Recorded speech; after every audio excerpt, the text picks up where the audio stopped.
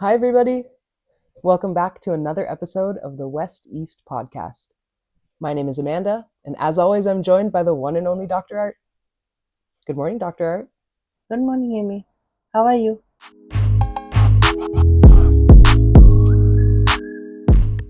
I am feeling, what is the word? Enlightened. I'm feeling eager to improve my life. How about you? Semi-enlightened. Okay.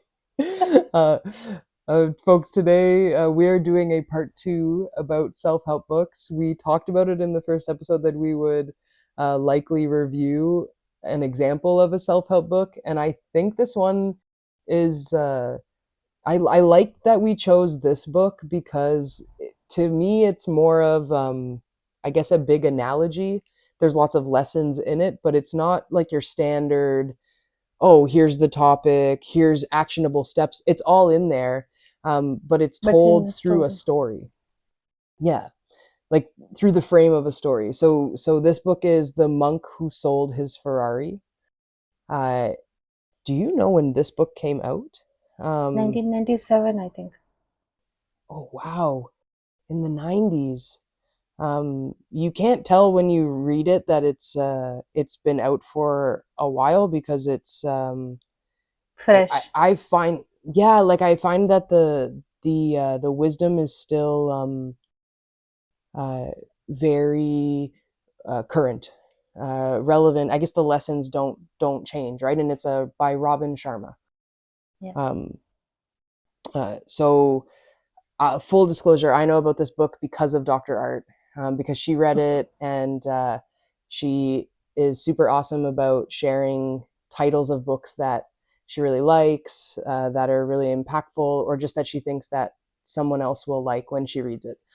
So this was one that you told me about a long time ago, and it took Yeah. me a long time to read it, and I'm sad that it took me a long time because it is very, very good. Everything has a Um, right time. I think you read it on a right time. That's true. I think we talk about this in When, the was it the procrastination yeah, episode, or was it self-help, where you you you can hear advice, right, many times, but until you're ready to hear it, it's just going to be words, in right? this book also they say that when student is ready, teacher appears. Yes. Yes. So there's so much that we can unpack and talk about in this book. I don't even want to, like, I won't dilly dally on the intro. We've introduced it and given the title and we know, like, we've situated ourselves. Maybe we should just dive in, because Yeah. I want to discuss, folks. I'm gonna say spoiler alert, but I'm not. The intent is not that we're gonna give away the substance of the book, and it's because it's kind of a self-help book. I don't think that anything we're going to say is going to ruin your experience of the book. Yeah. Um, our hope is that you'll want to read this even You more go and read the after. book. Yes. Yeah, exactly. But we will talk about some of the lessons that it gets into, and I'm curious as well, Dr. Art, how, if you've applied anything to your life from the book, and how, and I kind of have an idea of some of the things just based on our conversations, like, that we have all the time. Because when I was reading certain things, I thought, oh, is this where she got this from? Oh, is this why she started doing this? I'm excited to ask you those questions too. uh, where do you want to begin? I think there was a lesson, like a And first lesson that yeah. they. Yeah, you Before you we begin. dive into You begin. lesson, I just wanted to ask you or tell you, I don't know. That do you know that it fits to our V podcast, VS West and East theme also. Okay. Tell me how. So Julian is from where? New York. So he's from West, Oh yes, and yeah, he yeah, goes to yeah. India.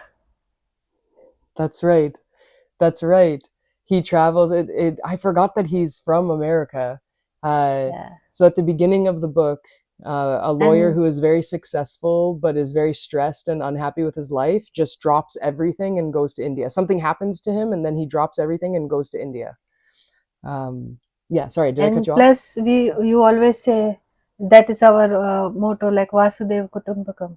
So he Yes, also, Vasudev there is a Kutumbakam. quote in the book which says we are born from all the same source, you know. Yes. I think I have, do I have that in my notes? I feel like I must have that in my notes. Um, that Vasudev We are, Kutumbakam came up yeah, for me. Yeah.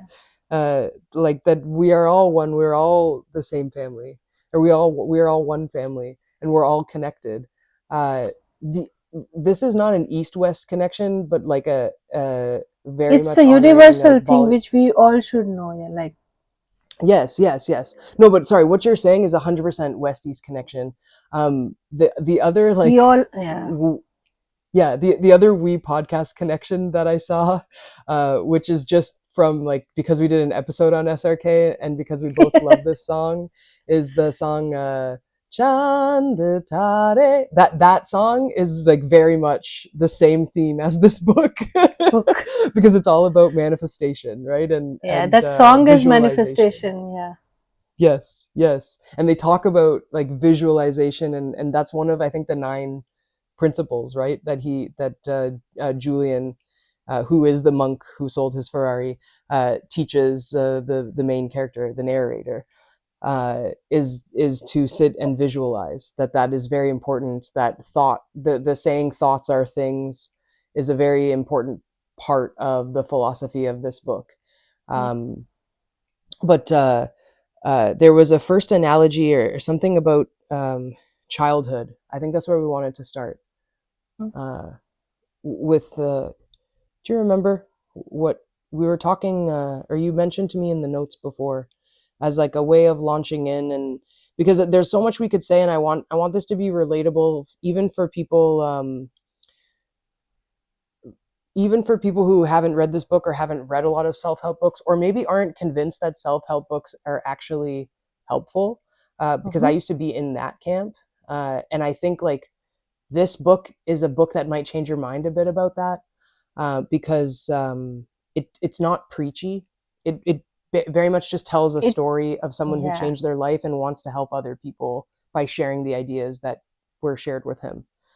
Honestly But speaking, yeah, when I bought the book, I was more obsessed with the word Ferrari when I bought the book long time ago. It was a long, long time ago, and I was like, "Why he's selling his Ferrari?" And I didn't know that that time. I was so naive that I didn't know that it will have the wisdom and all those things yeah. also.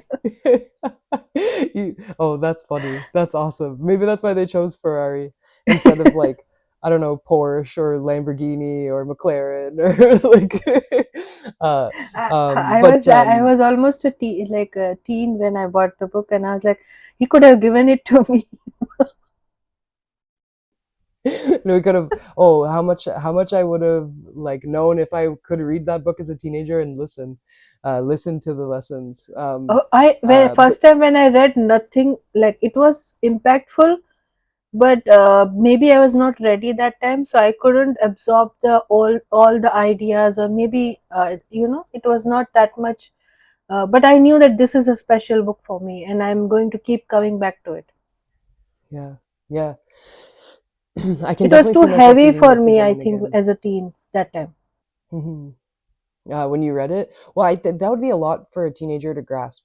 Not Yeah. that I'm not trying to say anything about intelligence level, like uh, I think at any age, depending on your exploration of yourself, like how well you know yourself, to me that will determine how much you'll be able to engage with the book. Yes, definitely. Because yeah, like and they talk about that in the book at some point, is that uh, that one of the lessons they tell you, or one of the actions they say to take, is to read every day.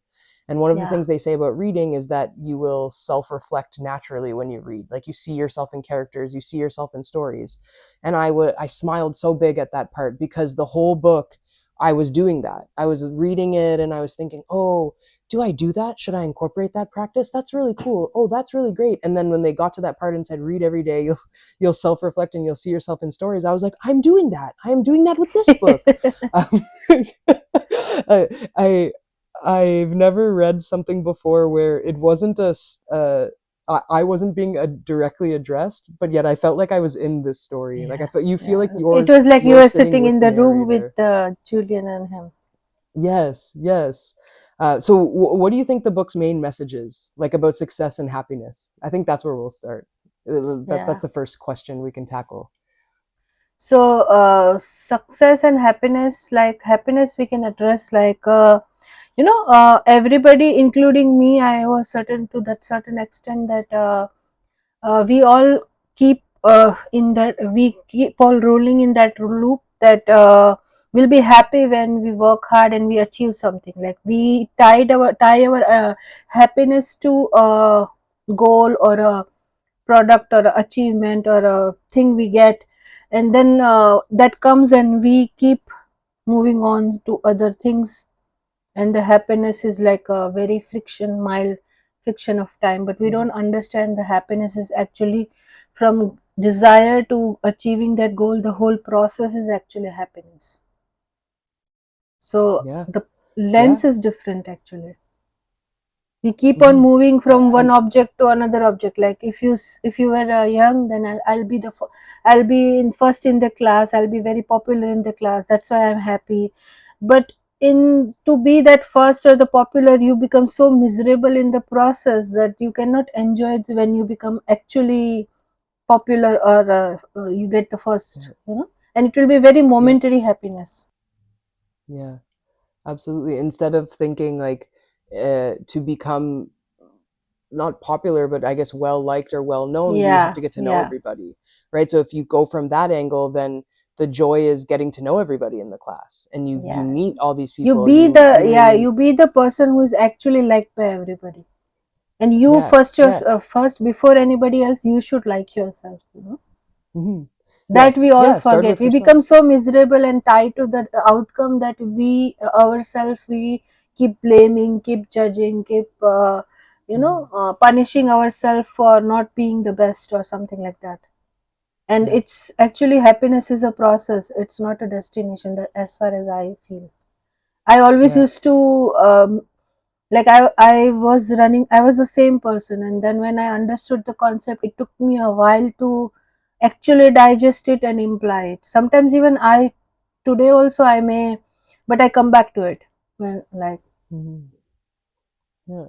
Well, but I think that that kind of is very meta of how you described your situation based on what you just said. It's about the journey, right? So yeah, even if you don't reach that goal, you're always working towards it and working on yourself and aware of it, right? And so you can come back to it. And uh, one of the things that I liked, I don't know if it's how they like the main message about success and happiness, but there were two things that really stuck out for me. The first was that there's no room for negative thoughts in your brain. That doesn't mean that you should not you have suppress them. Yeah, things, or exactly, like if the thought comes, the thought comes. But what I liked is he said, if a negative thought comes, you can very simply replace it with a positive thought. That doesn't, again, this it isn't comes with about practice. Yeah, yeah, yeah. this, and It it's not will about not being come delusional, overnight. right? But it's the idea of that your perception and your perspective is up to you. So sure, if the negative thought happens, it's probably because you were trained, right, to think negatively, because we learn in the first 7 years of our life, right? Yeah, If your parents, let's say, were very afraid of something because of their own experiences, then you might grow up being very afraid, right? Or you might grow up but that doesn't mean that you you can't cannot change. exactly, and you can't The have best like a thing about different human perspective. mind is you can Mhm. always train it, retrain it, Yes. unlearn it. Yes, yes. And so, building on that, if you think about, okay, you have a negative thought, you replace it with a positive, and you get into that habit of just counteracting the negative and introducing a different side. The second concept that really stuck with me, and I feel these two things are very important for success and happiness. And I guess I'm kind of talking about the discipline angle that they talked about, is that Mm-hmm. it's not one big grandiose, like, oh, I'm going to do all of these things at once. It's little Yeah, steps. I it's love that he talked about building little yeah. habits. Never And underestimate the power of simplicity. It's kind of that. yes, yes, and it's just like little actions. And I think about like a few years ago when I really wanted to be healthier. And I noticed that I wasn't eating the healthiest, and I didn't have good habits. And so I just started by let's say, okay, I'm just not going to eat, I eat this every day, I'm not going to eat it today, and I'm going to see how I feel and see how it goes, or I'm going to replace this snack with this snack. Not like, oh, I'm going to go on a diet and I'm only Mm. eating these 5 things, or you know what I mean, but just making little Mm-hmm. habits. Okay, I'm going to go for a walk every day, and that's how I'm going to start my exercise. I'm not going to, Yeah. you know what I mean, go like with a big routine, Go and I've small. done the opposite too, and it's worked. But yeah, for me, I knew that if I introduced it slowly, it would stick, and a lot of the things have stuck. And it's also the mindset shift that it builds, and then you're able to look at a different area of your life and go, okay, you know what, I don't think I keep the apartment as tidy as I want to. So I'm gonna just start with this corner.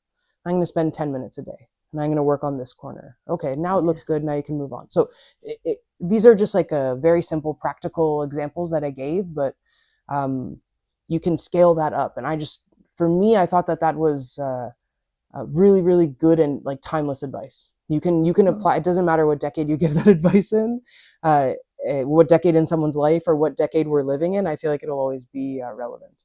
Mm. Um, so Yeah. what Plus, about yeah? Tell me. plus one more thing. Like definitely thinking is the pioneer. It's where it starts. But even small actions also is important. Like Yeah, we sometimes what happens. Even I'm talking about me. Like we keep on collecting the knowledge. We keep on learning new things. We keep on getting good stuff, but we don't imply. So when thought comes, when we think about it, and if we need to do something, like if we say reading is good, everybody knows reading is good, but we'll never open a book and at least read a one paragraph a day or start yeah, with one line a day. So that way, yeah, if you start implementing by action, so thinking and action in coherent will give you a lot of result. yeah, yeah. We think about it, but we don't apply it. We don't I was apply stuck in the that for a long time. Like I yeah. used to learn, and not apply, and then I will feel miserable that why it's not working for me. But the thing was, in even Julian says that all the success, outer world success, starts with inward success first. You know. Yes, yes. Yeah, that it always starts with a. So it's not from this book, but I think I talked about it in the self-help book when Jim Rohn, who's a very famous speaker, um, says, "Don't ask for less problems, ask for more skills." And in the same speech, he says, "If you will change, if only you will change, then everything will change for No, it you." will change. And that gets to that heart of that as well. It's that it Yeah. has to start with you. Like everything, you hear this a lot in when people talk about uh, like the self-help, like success mantras and stuff, that somebody, I don't remember who it was, said, I started to think of myself as like the CEO of my own life, which Yeah. means I have extreme account CEOs take extreme accountability, right? For they get all the credit and the bonuses and whatever, but But when the they are ship is account. sinking, everybody Yeah. points at them. Yeah. So he thought of his life the same way, and I like that.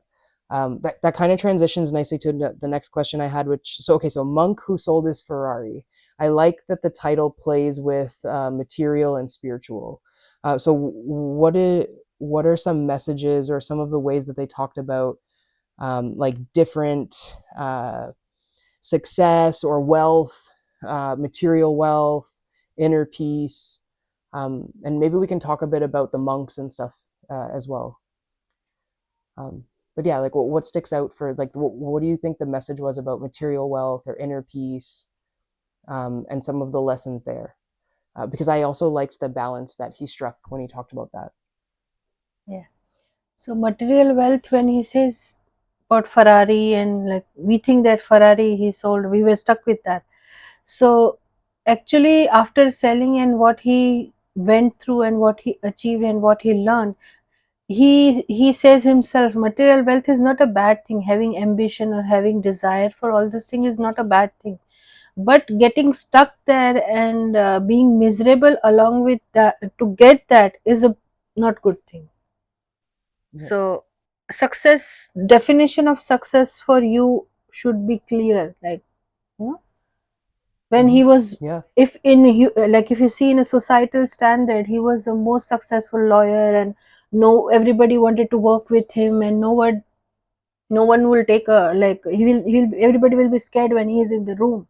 So he was the most powerful and most successful person, but he was actually miserable in his life because he didn't have 2 minutes for himself.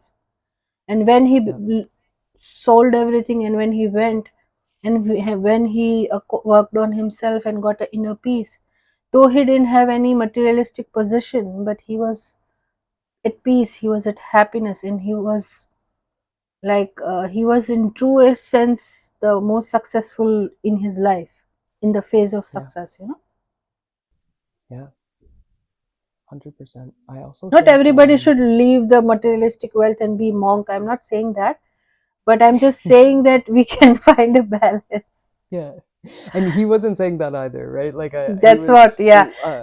yeah. So two things come to mind.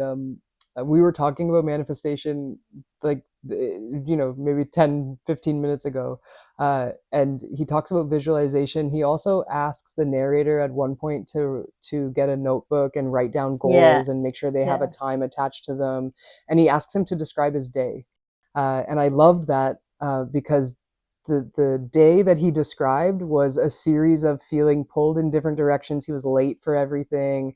People were mad at him. He was yelling back at them. Uh, and then I think Julian asks him something like, how did you feel your day went? Or like, what would you do differently? Um, and that's where I see the balance question coming in between material wealth and inner peace, and because what was lacking, and what the narrator felt was lacking, was spending time with his family. I yeah, think work life balance is talked about in an unhealthy way, like, in, I don't know, at least in Western culture, that term is thrown around a lot, but oftentimes what corporations mean is that you should have, they want to tell you that you should have a personal life, but you should still do everything that they want you to do for your work. And they, I don't know whether or not they care about your personal life. I'm still not sure. But uh, in this book, he the way Julian phrased it was, okay, how would you set up your day? What if you got up early, and what if your family's at the breakfast table with you? You don't get those moments back. So how do you prioritize being there for your children so you can live through your children's eyes? I thought that was a very wonderful part of the book as yeah. well, and kind of gets at what you're saying too. But I mean, thank God Julian did it and went into the mountains. Do you remember where he went? So he goes He into the met, Himalayas. he goes Yeah, to Himalayas and he meets sages of savannah. Savannah. And what does savannah Savannah, mean? savannah means Uh, enlightenment or something. I think I have noted yeah, down. Uh, uh, yeah. I think I saw it in your notes. Like yeah, a, um, now I'm not getting it. that's okay. I'll look for Savannah it too. means oasis of enlightenment. Oasis of enlightenment. Wonderful. Um, Yeah. so I think it was at this point too, when he meets the sages and he starts to learn about inner peace. And I thought of two things. I thought of Kung Fu Panda, inner Oh, I peace. was just thinking that dinner, please, dinner, please. But it's so relevant, right? Like, if anybody's seen Kung Fu Panda, I love that um, one. oh my gosh, so much. But and then When I he watch a lot of talks about RuPaul. first time, that time also Po Yeah. was in my head. Yes, yes. uh, I think this movie is so connected to this book, and I don't know if that was intentional or not. But the other thing I thought about is I watch a lot of RuPaul, and RuPaul always says, if you can't love yourself, how in the heck you gonna love Yeah. somebody else? Can I get an So, amen? so in So I that, thought of that.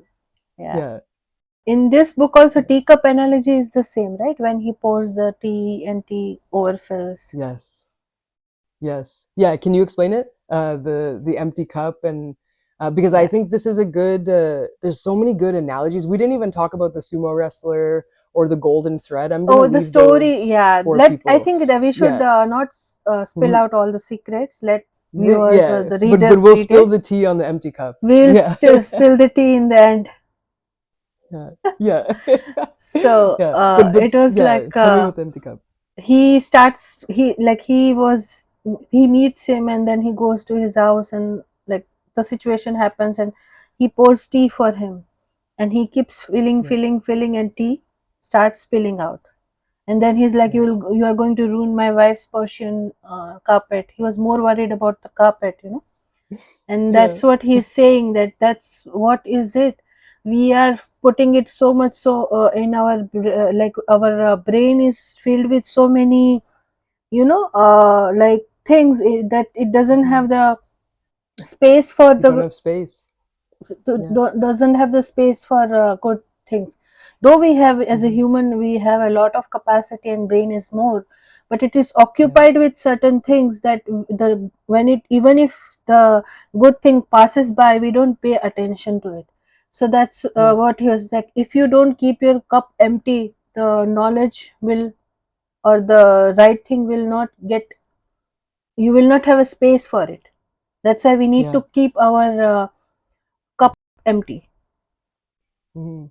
Absolutely. And I love that analogy because I think a lot of people think, oh, I have to know everything. I have to, you know what I mean, be everywhere at once. And going back to like what you're talking about as a child, you learn to like study hard and I'm going to achieve. And so you think you have to come with a full cup, but then you can't learn anything that way because you're Yeah. already at capacity. If you trust yourself and If you, you yeah, know what I mean, if your just ego live. takes over and your Yeah. cup is like, oh, I know everything and I don't need to, you going to teach me something, then you are not Yeah. going to learn. Even if the Yes. best advice hit you on the face, you will not take it. Exactly. 100%. So be A a 100%. And student, I, be a learner, and always, you yeah. can learn from, so like every person has something to teach you. Even like as Indian doctor, like I'm saying because my dad, his name is that, by mistake, Yeah. Dattatreya is a saint or a god who says that each animal, everybody can be your guru. Like, that's why you can learn from even a cat, you can learn from even a mouse, you can learn Yes. from so many things. You just have to Yes. have an eye for it. Yeah. And I was just gonna, okay, before I go to the next question, I just have to say really quickly that we actually do practice that in our day to day. Just this morning, well, it's this morning for you, but when it was this morning for me, and I called you, and we were talking about our day, and I interrupted to say, "Can we look at the cat for a second?" Because her biggest Yeah, she problem was was that doing she couldn't get into amazing. the room.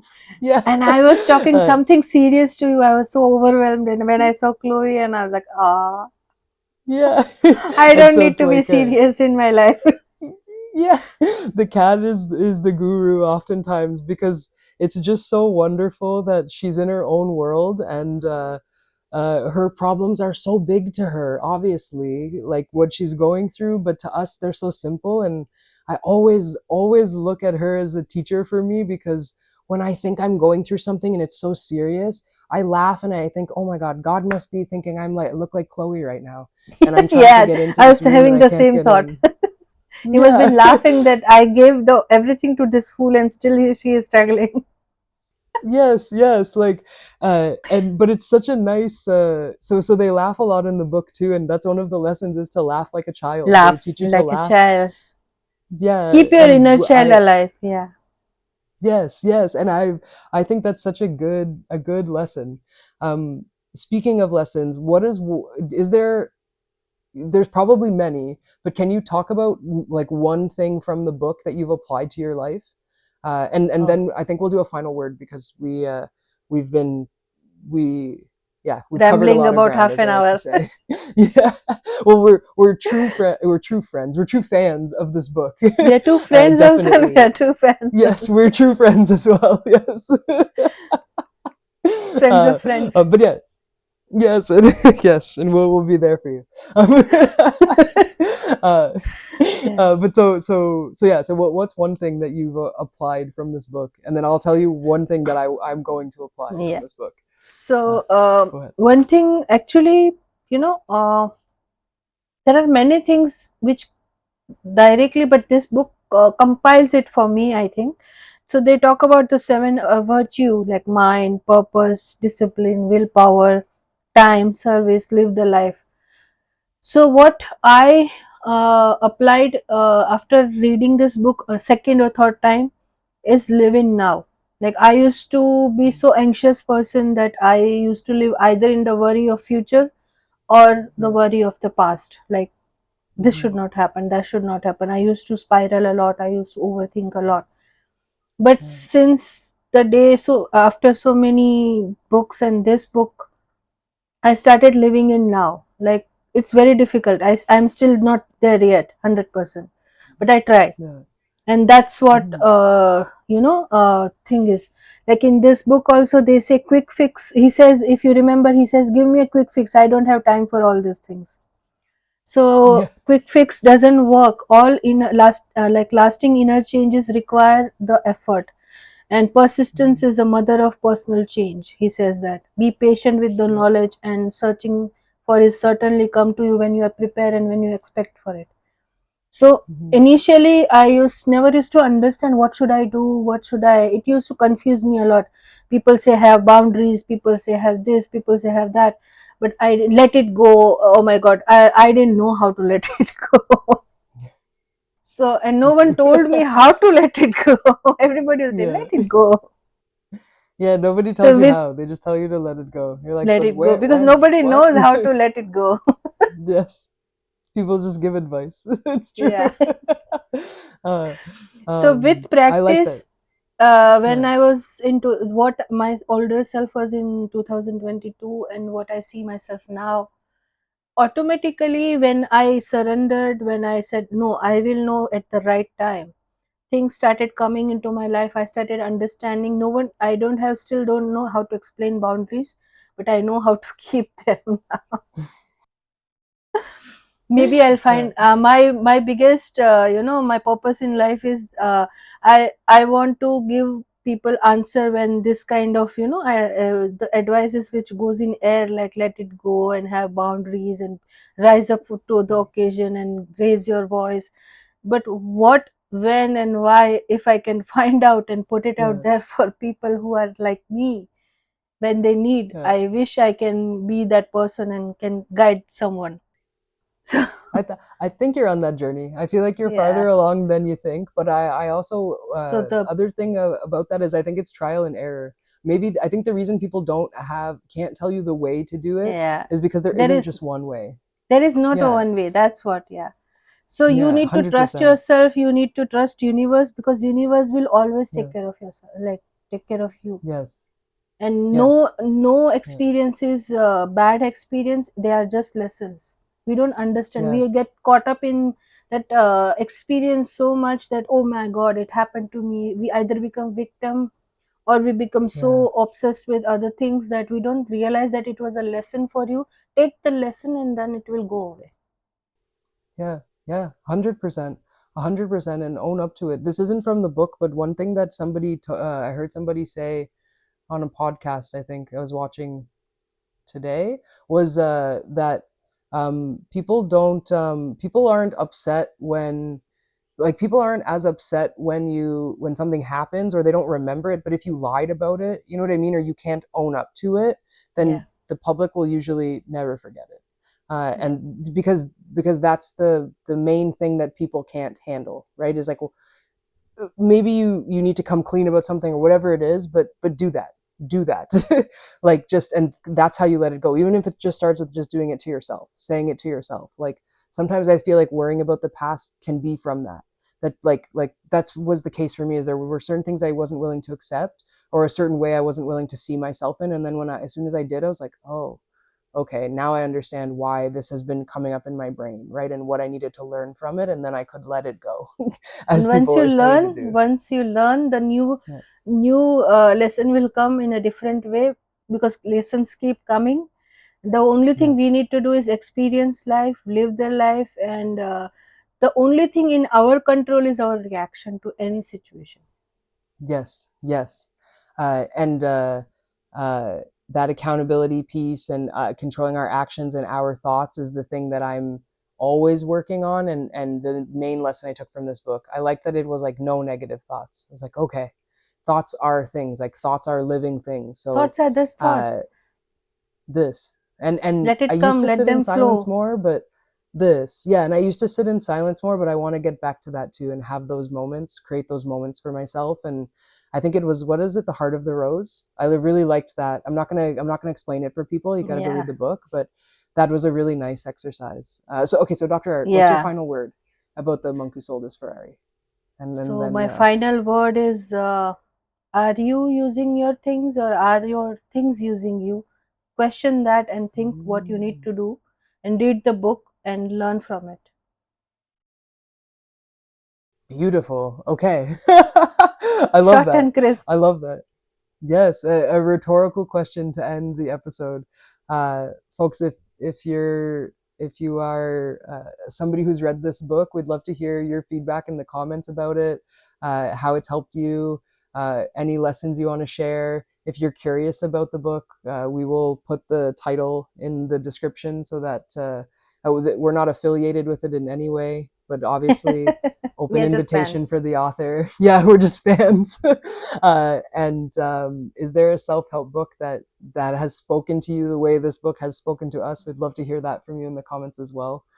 Dr. Art, great discussion. I think this was a wonderful part 2 and a really good example of how you can apply a self-help book in your life, and that's when you really understand the lessons it's trying to teach you. Not every book is for everybody, but if it speaks to you and you can take It should speak. action, then I think it's done its job. So we will be back next week with another episode. But for now, we'll say goodbye. Goodbye, Dr. Art. Say Bye. goodbye. Bye, Three everybody. for my city, four for my city. No, I'm the one who'd go to war for my city. Five for my city, six is my city. Holla at me if y'all vibe with my city. Come try on my city, don't you lie in my city. Symbol of truth, I'll fight for my city. The West East podcast is part of the We campaign, also known as Anti-East Indian Hate Campaign by Vairagya Entertainment. You can weigh in on the conversation in the meantime in our comments section or on our social media. You can also visit www.imshivam.net/w.e. Remember, Vasudev Kutumbakam. We are all one family. Until next time.